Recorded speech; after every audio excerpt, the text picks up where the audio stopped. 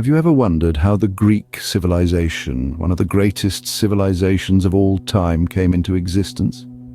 Our journey begins in the Bronze Age, a time when the seeds of what would become the mighty Greek civilization were just beginning to sprout.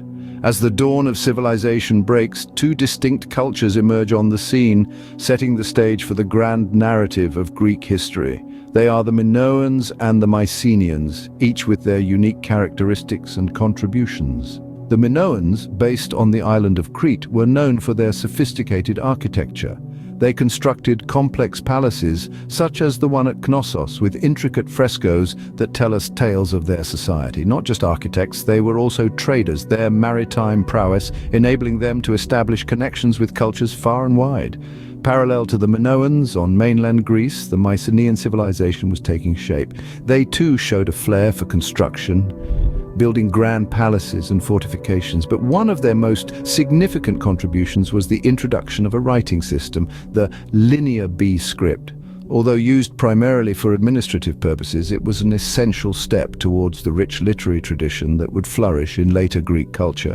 While both these civilizations had their unique aspects, it's the intermingling of their cultures that laid the foundation for the Greek civilization. The exchange of ideas, the fusion of architectural styles, and the development of writing systems all played a crucial role in shaping the world of the ancient Greeks. But as with all great narratives, our tale too has its ups and downs. The end of the Bronze Age saw the decline of both the Minoan and Mycenaean civilizations. But fear not, for this was not the end, but rather the beginning of a new chapter in the history of Greek civilization. As we turn the pages of time, we transition from the Bronze Age to what historians call the Greek Dark Ages. What if I told you that even in the so-called Dark Ages, the Greeks were shaping the foundations of Western civilization? Indeed, the period between the 12th and 9th centuries BCE, known as the Greek Dark Ages, was anything but dark. It was a time of transition and transformation, a time when the Greeks were laying the groundwork for what would become Western civilization. During these tumultuous years, society was restructured, and the seeds of democracy, philosophy, and literature were planted. The Greeks, you see, were not just survivors, they were innovators. They saw the collapse of the Bronze Age as a chance to redefine their society, and they seized it with both hands. The formation of city-states, or polis, marked a significant shift in the political landscape. These independent entities, each with their own government and laws, laid the groundwork for the concept of citizenship, a revolutionary idea that would later become a cornerstone of Western democracy.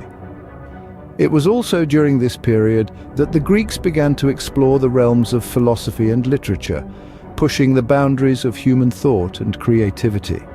The epic poems of Homer, including the Iliad and the Odyssey, were composed in the late Dark Ages, setting the stage for a literary tradition that would continue for centuries. And let's not forget the advent of the Olympic Games. Held in Olympia in honor of Zeus, these games were a testament to the Greeks' love for physical prowess and competition. They became a unifying force, bringing together city-states in a friendly rivalry and fostering a sense of shared identity. From the ashes of the Dark Ages, the Greeks ushered in a period of unprecedented growth and intellectual fervor, known as the Classical period. So as we delve deeper into the annals of Greek history, remember this: even in the darkest of times, the human spirit prevails, and out of chaos, greatness can emerge. Imagine living in an era where the likes of Socrates, Plato, and Aristotle were your contemporaries. Welcome to the Classical period. This was the golden age of Greece, a time of intellectual, political, and cultural flourishing. The Classical period, spanning from the 5th to the 4th century BC, is often considered the zenith of Greek civilization. In this period, Athens was a hub of democracy. It was a city where free citizens could participate directly in political decision-making. The seeds of the modern democratic system were sown here, in the heart of Athens. And who could forget the philosophical discourses that echoed through the marble halls of the city? This was the time of Socrates, who questioned everything, Plato, who envisioned an ideal society, and Aristotle, who studied the natural world and human behavior. Their teachings not only shaped Greek thought, but have had a profound and lasting impact on the world. The Classical period was also a time of extraordinary art and architecture. The Parthenon, a temple dedicated to the goddess Athena, is a testament to the architectural prowess of the Greeks. Sculptures became more lifelike, and the art of drama evolved, giving birth to tragedies and comedies that are still performed today. But this era was not just about philosophy and art. It was also a time of conflict. The Greeks fought against the mighty Persian Empire in epic battles like Marathon and Salamis. The victories bolstered their confidence and united them like never before. However, their unity was short-lived. The Peloponnesian War, a devastating conflict between Athens and Sparta, tore the Greek world apart. The war ended in the defeat of Athens and marked the end of the classical period. It was a time of great achievements and bitter conflicts, a period that shaped the course of Western civilization. However, the glory of the classical period was not to last, giving way to a period of uncertainty and turmoil, the Hellenistic period. What happens when the unstoppable force of Rome meets the immovable object of Greek civilization?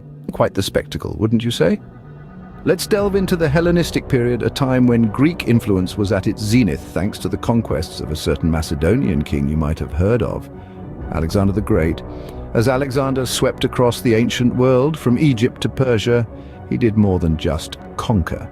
He also spread Greek culture, language and thought, leading to an incredible period of cultural diffusion known as the Hellenistic period. Greek became the lingua franca from the Mediterranean to India, and Hellenistic cities became melting pots of Greek, Egyptian, Persian and Indian influences. This period was not just about conquest and culture, though.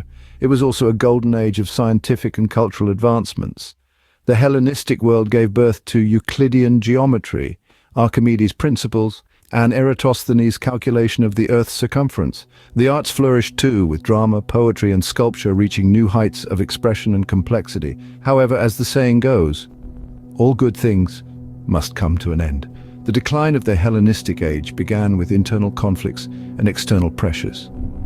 The Greek city-states, weakened by centuries of warfare, could not stand against the rising power of Rome. The once vibrant Greek civilization gradually faded, its cities falling one by one to the unstoppable Roman legions. In 146 BC, with the destruction of Corinth, the last stronghold of Greek resistance, Greece officially became a province of the Roman Empire. The immovable object had been moved, and the once mighty Greek civilization had fallen. But did it really? In a twist of fate, the conquerors themselves were conquered. Culturally, at least, the Romans admired Greek culture and knowledge, adopting much of it into their own civilization. Greek thought, art and science continued to thrive under Roman rule, influencing generations to come. And thus the sun set on the glorious Greek civilization, but its legacy was far from forgotten. Even as the Greek city-states crumbled, their spirit lived on, shaping the world as we know it today. Can you fathom a world without democracy, philosophy, or even the Olympic Games? Quite unthinkable, isn't it? That's the enduring legacy of Greek civilization we're living in today. Its principles and concepts have not only survived but thrived, shaping Western civilization and beyond. Let's begin with philosophy, the love of wisdom. Greek philosophers like Socrates, Plato, and Aristotle laid the foundations of Western philosophy. They questioned the nature of reality, morality, and knowledge, sparking an intellectual revolution that continues to resonate in today's academic discourses, ethical debates, and scientific inquiries. Their teachings have inspired generations of thinkers, from medieval scholars to modern-day scientists and philosophers. Moving on to the political sphere, the Greeks introduced the concept of democracy, a system where the power of governance lies in the hands of the people. Born in Athens, democracy has since spread across the globe, becoming the bedrock of many modern societies. The idea that every citizen should have a voice in the government, that's a Greek legacy. In the world of art and architecture, the influence of Greek civilization is profound. The Parthenon in Athens, with its grand Doric columns and precise symmetry, is a timeless symbol of classical beauty. This aesthetic ideal has influenced Western architecture for centuries, from the Roman Colosseum to the US Capitol building. Even in the realm of sports, the Greek legacy endures in the form of the Olympic Games. Originally held in Olympia, these games fostered peace and unity among the city-states of ancient Greece. Today they bring together nations from around the world, promoting a spirit of camaraderie and global unity. So, The next time you marvel at a democratic election, a philosophical discourse, or a breathtaking piece of architecture, remember the Greeks, the architects of Western civilization. Their legacy is not just a chapter in history books, but a living testament to human ingenuity and persistence woven into the fabric of our everyday lives.